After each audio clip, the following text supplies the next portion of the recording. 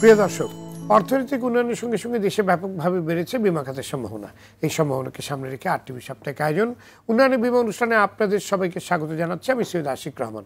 অনুষ্ঠানটি আয়োজনে সহযোগিতা করেছে ন্যাশনাল লাইফ ইন্স্যুরেন্স কোম্পানি এবং কর্ণফুলী ইন্স্যুরেন্স কোম্পানি লিমিটেড। দর্শক, বিমা খাত নিয়ে প্রায় প্রতিটি গবেষণার প্রতিবেদনই বলছে এই খাতে আস্থাহীনতার পেছনে সবচেয়ে বড় কারণ সময় মতো বিমা দাবি পরিশোধ না করা। বিমা দাবি পরিশোধে যেখানে বৈশ্বিক গড় 97 থেকে 98%, সেখানে বাংলাদেশে এই হার 65% মতো। প্রতিবেশী ভারতে বিমা দাবি পরিশোধের হার প্রায় 99%। দাবি পরিশোধের নিম্ন হারের কারণে ক্রমাগত গ্রাহক হারাচ্ছে অর্থনীতির গুরুত্বপূর্ণ এই খাতটি। আইডিআর এর হিসেবে 2009 থেকে 2023 সাল পর্যন্ত এই খাতে গ্রাহক কমেছে প্রায় 30 লাখ। 2024 সালের জানুয়ারি থেকে সেপ্টেম্বর পর্যন্ত 9 মাসে জীবন বীমা কোম্পানিগুলোর পলিসি নামাদি হয়েছে প্রায় 3,48,000। এমন বাস্তবতায় আজ আমাদের আলোচনার বিষয় দ্রুততম সময়ে বিমা দাবি পরিশোধে করণীয়। আর এই বিষয়ে আলোচনার জন্য আজ আমাদের সঙ্গে স্টুডিওতে আছেন বাংলাদেশ ইন্স্যুরেন্স ফোরামের যুগ্ম সাধারণ সম্পাদক ও জেনিথ ইসলামী লাইফ ইন্স্যুরেন্স কোম্পানির মুখ্য নির্বাহী কর্মকর্তা এস.এম. নুরুজ্জামান, সাংবাদিক আহসান হাবিব এবং অনলাইনে যুক্ত আছেন ঢাকা বিশ্ববিদ্যালয়ের অর্থনীতি বিভাগের অধ্যাপক ডক্টর মোহাম্মদ শাহাদাত হোসেন সিদ্দিকী। যাচ্ছি মূল আলোচনায়। জানাব আহসান হাবিব, আপনাকে দিয়ে আমাদের আজকে আলোচনা শুরু করছি। শুরুতেই যদি বলেন যে আপনাদের পর্যবেক্ষণ এবং বিশ্লেষণ বাংলাদেশে বিমা দাবি পরিশোধের হার এবং পরিস্থিতি কতখানি সন্তোষজনক? ধন্যবাদ আমাকে ডাকার জন্য। প্রথমেই আসি যে আপনি যেই কথাটি বলছিলেন যে এই যে আমাদের বিমা দাবির হার এখন 65% মতো। আমরা যদি এটাকে যদি একটু ডিসেক্ট করি যে আসলে যদি প্রথম 5টি কোম্পানিকে বাদ দিই, যে কোম্পানিগুলি খুব ভালো বিমা দাবি পরিশোধ করে থাকে, সেটি বাদ দিলে কিন্তু আমরা দেখব যে আসলে এই হার অনেক কম। সেই হারটি আসলে 34% মতো চলে আসে।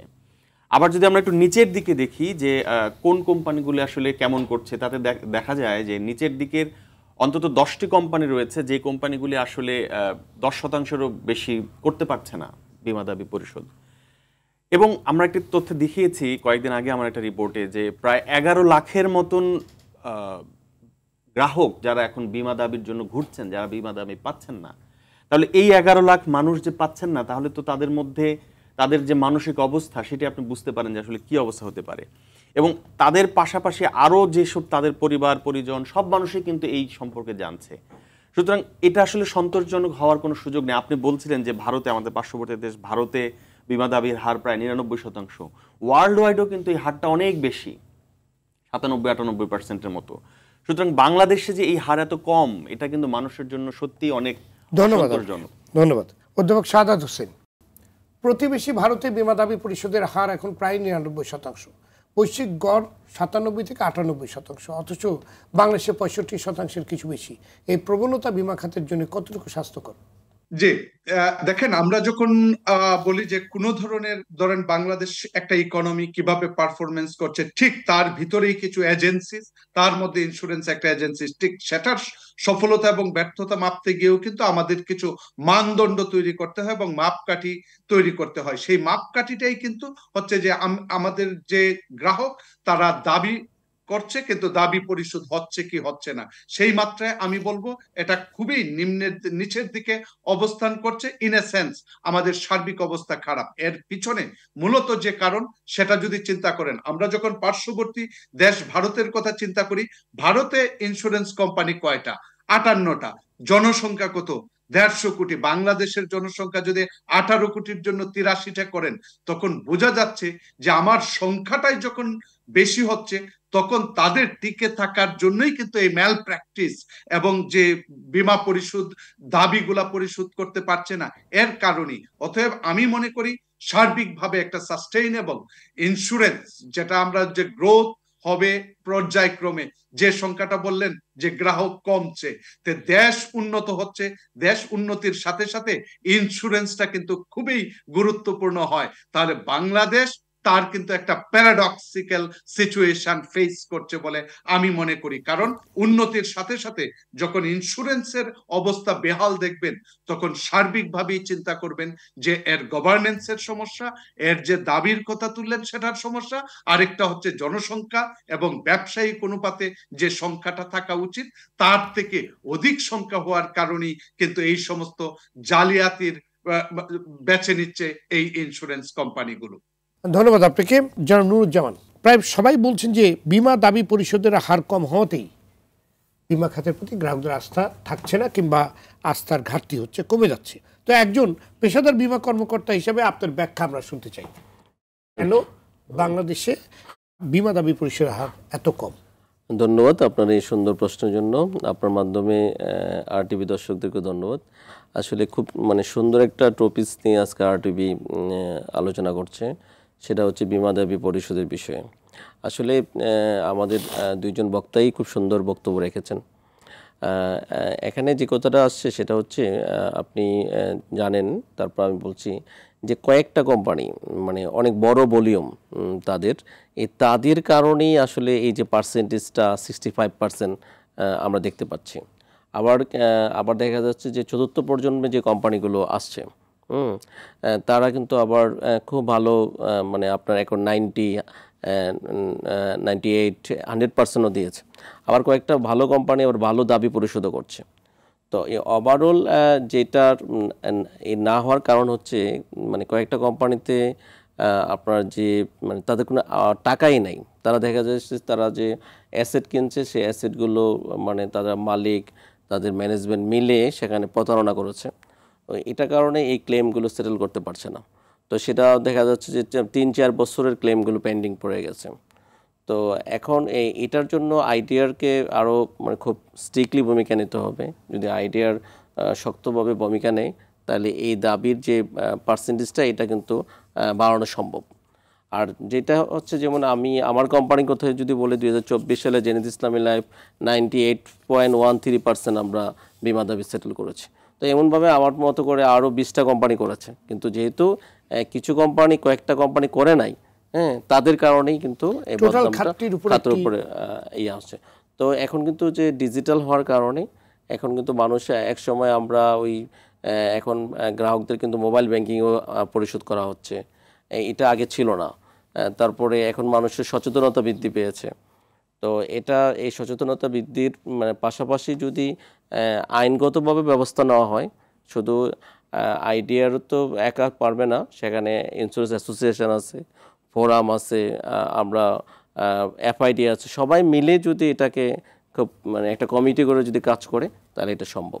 হাসান হাবিব, অভিযোগ রয়েছে পলিসি বিক্রির সময় কোম্পানিগুলো সত্যমিত নানা রকম তথ্য দিয়ে ক্লায়েন্টকে বিভিন্নভাবে আকৃষ্ট করে পলিসিগুলো বিক্রি করার চেষ্টা করে, পরবর্তীতে যা ঘটার সেটা তো ঘটেই, এবং বিভিন্ন রকম অজুহাত তারা সামনে নিয়ে আসে। এই বিষয়টি কতটুকু সত্য? বিরতির পূর্বে এই প্রশ্নটি আপনার কাছে আমার ছিল। আপনার এই প্রশ্নের উত্তরে আমি আসবো, তার আগে একটু নুরুজ্জামান স্যারের সাথে আমি একটু একটা বিষয় অ্যাড করতে চাই। সেটি হচ্ছে যে আপনি দেখেন, এই যে আমাদের যে ক্লেম সেটেলমেন্ট হচ্ছে না, এর একটা বড় কারণ কিন্তু কোম্পানিগুলোতে যে দুর্নীতি, আমি সরাসরি বলতে চাই দুর্নীতি। আমরা একাধিক রিপোর্ট করেছি, কোম্পানির নাম বলছি না, এমন হয়েছে আপনি জানবেন যে একটি ফ্ল্যাট কিনবে কোম্পানিটা বা একটা বিল্ডিং ক্রয় করবে, সে কোম্পানির মালিক আগে নিজেই সেই ফ্ল্যাটটি কিনছেন, 1 কোটি টাকা দিয়ে কিনলো, কোম্পানির কাছে বা বিমা কোম্পানির কাছে সেটা 1.5 কোটি বা 2 কোটি দিয়ে বিক্রি করলো, আলটিমেটলি ক্ষতিগ্রস্ত হলো বিমা কোম্পানি। এবং আমরা দেখেছি এরকম ঘটনাও ঘটেছে যে আইডিআরের যে আইন, যে তাকে অন্তত একটা কোম্পানি 10% বেশি কোনো শেয়ারে ইনভেস্টমেন্ট করতে পারে না। আমরা দেখেছি জাং শেয়ারে, যেই শেয়ার কোনো ধরনের প্রফিট দেয় না, এই ধরনের শেয়ারেও তারা তাদের টোটাল ইনভেস্টমেন্টের 74% বিনিয়োগ করেছে। আসলে সেই কোম্পানি কিভাবে তাহলে ডিভিডেন্ড দিবে বা মানুষকে টাকা ফেরত দিবে? আর আপনি যেটি বলেছেন যে হ্যাঁ, এটি ঠিক যে কিছু কিছু ক্ষেত্রে আমার কাছে মনে হয়েছে যে যখন আমরা বিভিন্ন মানুষের সাথে কথা বলি, কিছু কিছু ক্ষেত্রে মানুষও অনেক সময় বুঝতে পারে না, বা তাদের যে কাগজপত্রগুলি জমা দেওয়া দরকার আসলে বিমা কোম্পানির সাথে, বা অনেক কিছু আগে বলতে হয় বিমা কোম্পানিকে, এই জায়গাতে মানুষের কিছুটা গ্যাপ রয়েছে।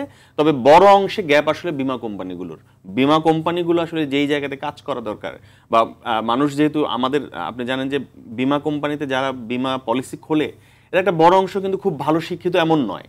সুতরাং তাদেরকে বিভিন্নভাবে নানানভাবে বুঝিয়ে সিগনেচার নিয়ে নেয়, তারা হয়তো ঠিক মতন পরেও নেয় আসলে যে কি আছে আমি যে সিগনেচার করলাম যে শর্তাবলীতে কি আছে, সে আসলে জানেই না যে হয়তো 3টা যদি আমি না দেই কিস্তি, আমার কিন্তু পলিসি বন্ধ হয়ে যাবে, এরকম নানা শর্ত থাকে, যে শর্তগুলি সে জানেই না, সে পরবর্তীতে গিয়ে তখন আর টাকাটা ফেরত পায় না। সুতরাং মানুষের মধ্যেও কিছুটা অসচেতনতা আছে, আবার কোম্পানিগুলোর পক্ষ থেকেও আসলে বড় রকমের ঘাটতির বিষয় রয়েছে এখানে। ধন্যবাদ।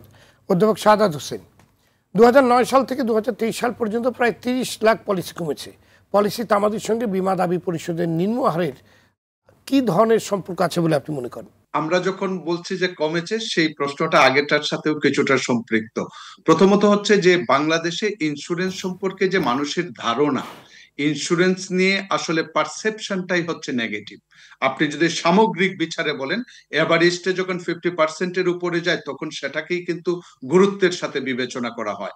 এখন এই নেগেটিভ পারসেপশন যখন থাকে, তখন তার মানে হচ্ছে ইন্স্যুরেন্স কোম্পানির রেপুটেশনের অভাব, যে সুনামটা দরকার, যে যদি এই এখন সুনাম আসবে কিভাবে, তার অ্যাক্টিভিটিজ এর মাধ্যমে। আমরা তো দেখতে পাচ্ছি যে একটু আগেই যিনি বললেন যে আমরা তাদের যে অ্যাসেট ম্যানেজমেন্ট, এখন একটা অ্যাসেটকে যদি প্রোডাক্টিভে পরিণত না করতে পারেন, সে যদি আয় বর্ধক সম্পদে পরিণত না হয়, তাহলে তো এই সমস্যা তৈরি হবেই।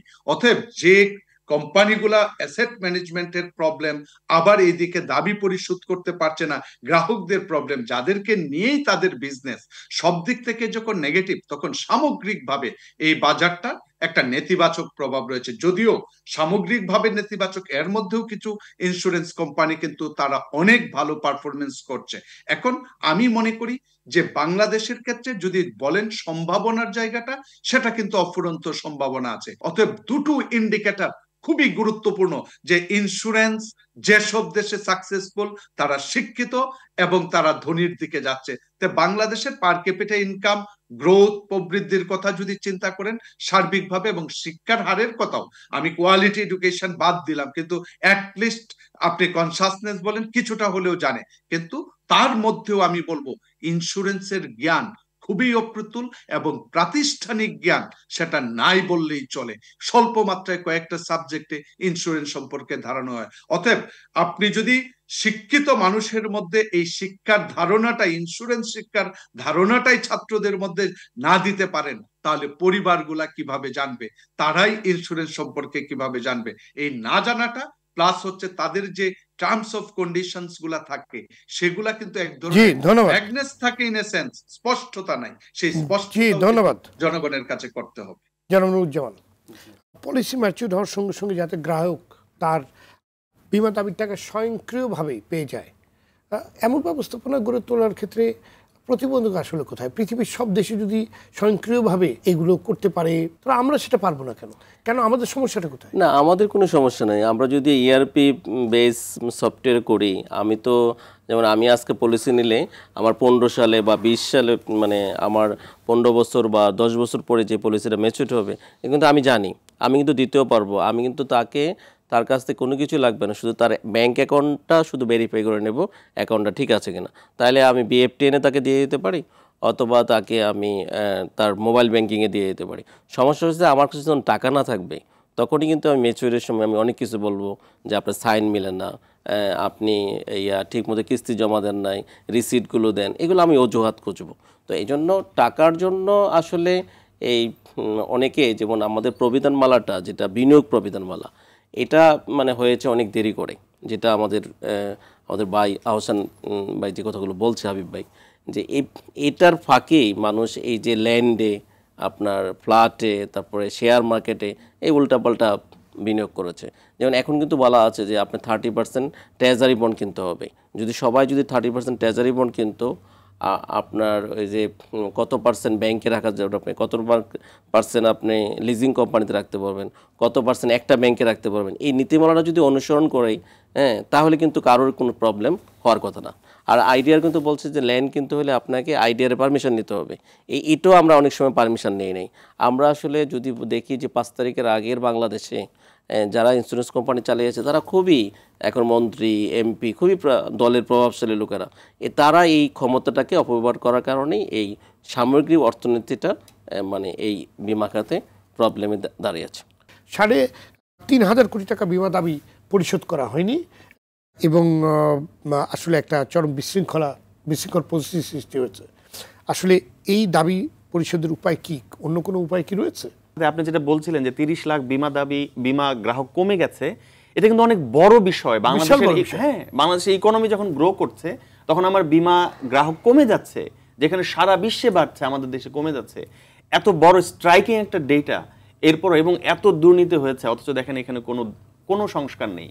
এবং আপনি যেটা বলছিলেন, এইখানে যেই ধরনের দরকার, ইনভেস্টমেন্ট প্রপোজাল দরকার বা ইনভেস্টমেন্ট দরকার, যে সবাই যার যার মতো ইচ্ছা করে ইনভেস্টমেন্ট করেছে, যার ইচ্ছা মতো জায়গায়, এই জায়গাগুলি যে আটকানোর কোনো সুযোগ এখন পর্যন্ত আমরা দেখি নাই, এবং আইডিআর পক্ষ থেকে সেরকম কোনো রেগুলেটরি মানে যেই ধরনের কার্যক্রম দরকার সেটাও কিন্তু দৃশ্যমান না। আপনি বলছেন যে এই টাকা ফেরত দেওয়া আসলে আদৌ সম্ভব কিনা বা কিভাবে সম্ভব। এখানে যেই 3,500 কোটি টাকা, এর মধ্যে কিন্তু 2,000 কোটি টাকারও বেশি শুধু একটি কোম্পানিতেই আটকে আছে, এবং এই কোম্পানির টাকা কিন্তু আসলে তারা চুরি করে বা দুর্নীতি করে কিন্তু নিয়ে চলে গেছে। সো এই জায়গাগুলিতে কাজ করার জন্য তাদের কি অন্য কোনো ব্যবসা নাই? অবশ্যই বাংলাদেশে তাদের আরো অনেক ব্যবসা আছে, আমি জানি তাদের অন্য ব্যবসা আছে। সো এই জায়গাগুলিতে গুরুত্ব দেওয়ার বিষয়, যে আসলে তারা অন্য যে ব্যবসা করছে সেইখানে প্রয়োজনে তাদের সম্পদ বিক্রি করে, যদি এটা প্রমাণ করা যায় যে আসলে কিভাবে তারা চুরি করেছে বা দুর্নীতি করেছে, তাদেরও কিছু অ্যাসেট আছে, তাদের ওই অ্যাসেটগুলি বিক্রি করে আসলে এই কাজগুলি উদ্যোগ নেওয়া দরকার। এই টাকা যদি মানুষ ফেরত না পায়, এই বীমা খাতের আসলে সুদিন কখনোই ফিরবে না, কারণ মানুষ কিন্তু আস্তে আস্তে আস্থা হারাতেই থাকবে। জি, ধন্যবাদ অধ্যাপক শাহাদাত হোসেন। ব্যাংক খাতের জন্য টাকা ছেপে সহযোগিতা করতে দেখেছি, কিন্তু বীমা খাতের জন্য কোনো উদ্যোগ দেখছি না। আটকে থাকা বীমা দাবি পরিশোধে সরকারের পক্ষ থেকে আর কি ধরনের উদ্যোগ নেওয়ার সুযোগ রয়েছে? জি, দেখেন, এটা সংস্কারের প্রেক্ষাপটে আমি মনে করব যে খুবই একটা গুরুত্বপূর্ণ প্রশ্ন। কারণ হচ্ছে যে আমরা আর্থিক সেক্টর বলতেই কিন্তু ব্যাংক নন ব্যাংকের সাথেই পরবর্তীতে যে জায়গাটা আসে সেটা কিন্তু ইন্স্যুরেন্স। কিন্তু আর্থিক খাত সংস্কার করা হচ্ছে ইন্স্যুরেন্স বাদ দিয়ে। অতএব এটা কিন্তু এক ধরনের, আমি বলবো যে পার্শিয়াল, মানে একটা সংস্কার রিফর্মস হচ্ছে বাংলাদেশে, যেখানে ইন্স্যুরেন্সটার গুরুত্ব পাওয়া উচিত সেটা নেগলেক্টেড শিওরলি। এখন প্রশ্ন হচ্ছে যে আসলে কি করা উচিত। ঠিক আর্থিক সেক্টরের মতোই যদি মনে করেন যে সরকার যদি মনে করে যে ব্যাংকগুলা যদি একটা ব্যাংক যদি দেউলিয়া হয়, তাহলে সেটা মার্কেটে নেগেটিভ সিগন্যাল তৈরি করবে এবং তার স্পিল ওভার ইফেক্টস করবে অন্যান্য ব্যাংকের উপর। ঠিক একই ঘটনা ঘটছে কিন্তু এই সেক্টরে। আমার মনে হয় সরকার হয়তো পরবর্তীতে ভাববেন বিষয়টা, এবং আসলে সার্বিকভাবে ইন্স্যুরেন্সটা যেহেতু মানুষের এবং ব্যবসা যে ক্ষেত্রেই করুক, এটা যেহেতু ঝুঁকি কমায়, তে ঝুঁকি কমালে মানুষের জীবনটা স্মুথ হয়। আমরা বলি কনজামশন, ভোগকে স্মুথ রাখতে হবে, তার মানে ইন্স্যুরেন্স ব্যতীত স্মুথিং এর একটা বড় ইনস্ট্রুমেন্ট হচ্ছে ইন্স্যুরেন্স। অতএব সেটা ব্যতীত আমরা কিন্তু ভোগটাকে আমরা স্থিতিশীল করতে পারবো না। অতএব সব ক্ষেত্রে ব্যবসাকেও যদি আপনি মনে করেন কিছুটা স্টেবল করবেন, তখন অবশ্যই আপনাকে ইন্স্যুরেন্সের দ্বারস্থ হতে হবে। এই যে রিয়েলাইজেশন, সেটা প্রান্তিক জনগোষ্ঠীর জন্য যেমন এবং রিচেস্ট সেগমেন্ট অফ পপুলেশনের জন্য একই রকম দরকার, একইভাবে সার্বিক ব্যবসা এবং আপনার সব ধরনের অ্যাসেটের জন্য কিন্তু প্রযোজ্য। কিন্তু আমি মনে করি রেগুলেটরি এজেন্সির রেগুলেশনস কি করে, তার যে সুপারভিশনস এবং রেগুলেশনস যা হওয়া উচিত, সেটার যে মনিটরিং, ইমপ্লিমেন্টেশন, এবং এইগুলা যদি না হয়, তখনই কিন্তু এই সমস্ত দাবি থেকে তাদের দাবি কোনোদিনই পূরণ হবে না। এই জন্য তাদেরকে রেগুলেটরি বডিকে শক্তিশালীকরণ এবং তাদের ইমপ্লিমেন্টেশন করার ক্ষমতা বাড়াতে হবে। ধন্যবাদ আপনাকে। আমাদের আলোচনা শেষ পর্যায়ে জনাব নুরুজ্জামান, কিছু কিছু কোম্পানি বীমা দামি নিয়ে প্রতারণা করায় পুরো বীমা খাতটি কিন্তু একটি সংকটে পড়েছে, দারুণভাবে তাদের ইমেজ সংকট চলছে। তো বীমা দামি যাতে সময় মতো পরিশোধ করা হয়, সেজন্য সম্মিলিতভাবে মানে কোনো পদক্ষেপ নেওয়ার সুযোগ রয়েছে কিনা? এখানে মানে যে কথাগুলো আমরা আলোচনা থেকে বেরিয়ে আসছি, যে মানে 1100 যে আমাদের গ্রাহক বীমা দেবে পেন্ডিং, 11 লাখ। তো 11 লাখের যেটা আমরা করতে পারি সেটা হচ্ছে, এক নম্বর হচ্ছে তাদের কিন্তু কিছু অ্যাসেট আছে। এই অ্যাসেট যদি আমরা বিক্রি করে তারা যদি বাড়া অফিসে চলে যায়, তাহলে 50% বীমা দাবি কিন্তু পরিশোধ হবে। তাহলে কিন্তু 50% কিন্তু একটা গ্রোথ মানে বাড়বে, এক নম্বর। 2 নম্বর হচ্ছে তাদেরকে যদি শাস্তির আওতায় আনা হয়, ভবিষ্যতে আর কোনো কোম্পানি এটা কোনো ডাইরেক্টরস, কোনো সিও, মানে কোনো ম্যানেজমেন্টে চাইবে না যে এই ধরনের প্রতারণা মানে করি, সাহস পাবে না। তো এদেরও শাস্তি খুব দৃষ্টান্তমূলক মানে দেওয়া দরকার। আরেকটা হচ্ছে যে আমরা শুধু যে আইডিয়ার এককভাবে না, যেমন আমরা যদি প্রধান উপদেষ্টা কার্যালয় থেকে আরম্ভ করে আইডিয়ার, তার এফআইডি, তারপরে আপনার অ্যাসোসিয়েশন, ফোরাম, সবাই মিলে যদি একটা কমিটি করা হয়, শুধু এটাকে ফোকাস দেওয়া হয়, তাহলে এটার মানে এই মানে পুরা চেঞ্জ হবে। মানে কারণ এটাকে ফোকাস না দিলে নতুন পলিসি যারা করবে বা যারা করতে চাইবে তারা কিন্তু সেই ধরনের আস্থা তারা ফিরে পাবে না। আর এখানে ভালো ইউনিভার্সিটি স্টুডেন্টরাও আসবে না যে এখানে পেশা হিসেবে নেওয়ার জন্য। এটাকে এই জন্য ফোকাসটা 90% ফোকাসটা এটার উপরে দিতে হবে। জি, ধন্যবাদ আপনাকে, ধন্যবাদ সবাইকে আজকে আলোচনায় যোগ দেওয়ার জন্য।